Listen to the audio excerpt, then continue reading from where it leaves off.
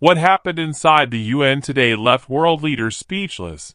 Netanyahu reached for a handshake, and the answer shook global diplomacy to its core. The United Nations General Assembly had witnessed its share of controversies over the decades, but never anything like what unfolded today. The tension inside the chamber was so heavy, it felt as though even the air itself was holding its breath.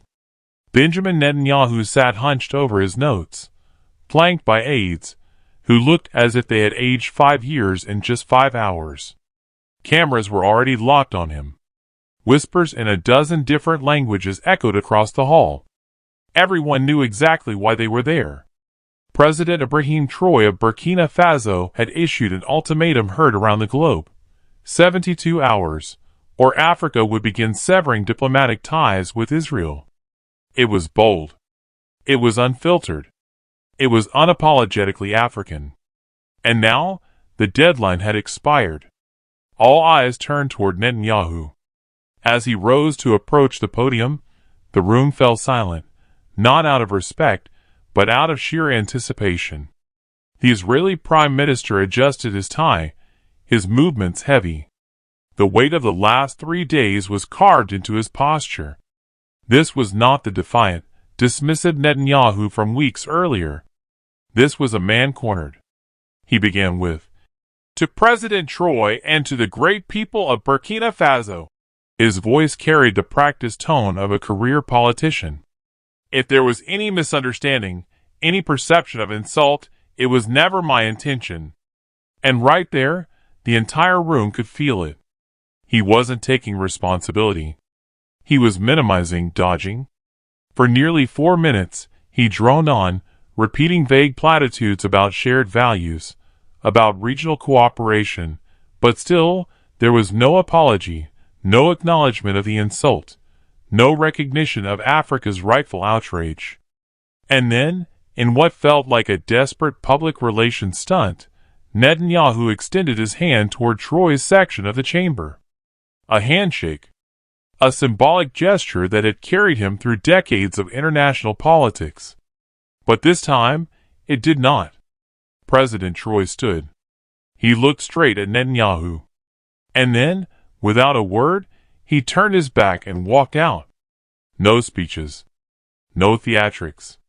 No warning. Just silence. And in that silence, it was deafening. The chamber froze. Netanyahu stood stranded at the podium, his hands suspended awkwardly in the air. It was the most humbling image of his political life. Cameras flashed. Delegates stared. Some whispered. Others gasped. But Traoré never flinched.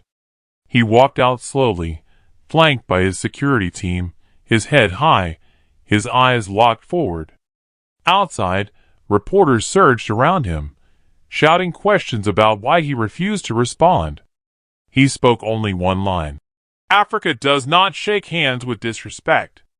That single clip has now been viewed over 38 million times across social media. Hashtag Traoré walks away is trending in more than 20 countries. Commentators from Washington to Johannesburg are calling it the boldest act of modern diplomacy. In Kenya, university students flooded the streets chanting, "Respect is earned, not begged."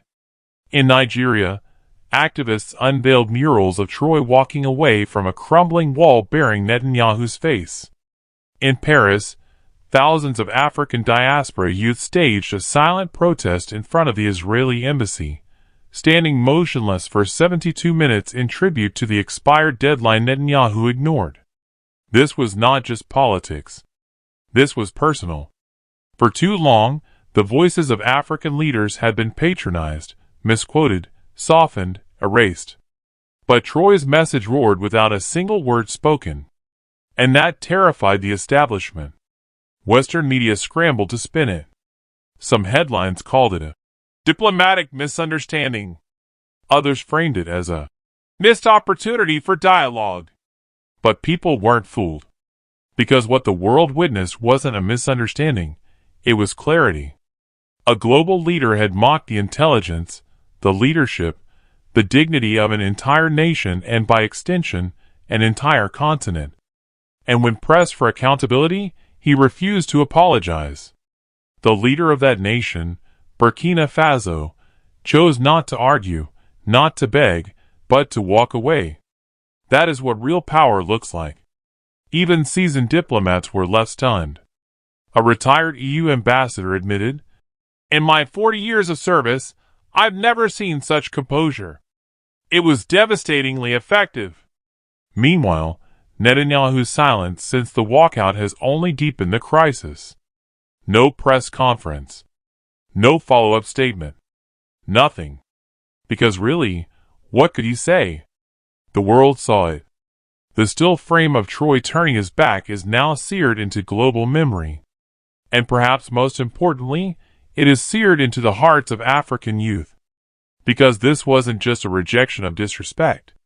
It was a blueprint, a roadmap for what self-respect on the world stage truly looks like. No shouting. No groveling. Just grace under fire. And now, the next time a leader tries to insult or patronize an African head of state, they will remember this moment. They will remember Troy walking away. And they will remember Netanyahu, left reaching for a handshake that never came. Where are you watching from? Africa, Europe, Asia, America? Drop your country in the comments below. Let your voice be part of this moment. Like this video if you believe in dignity before diplomacy. And subscribe to Troy Uprising for more truth the mainstream will never touch. Africa is speaking. And the world is listening.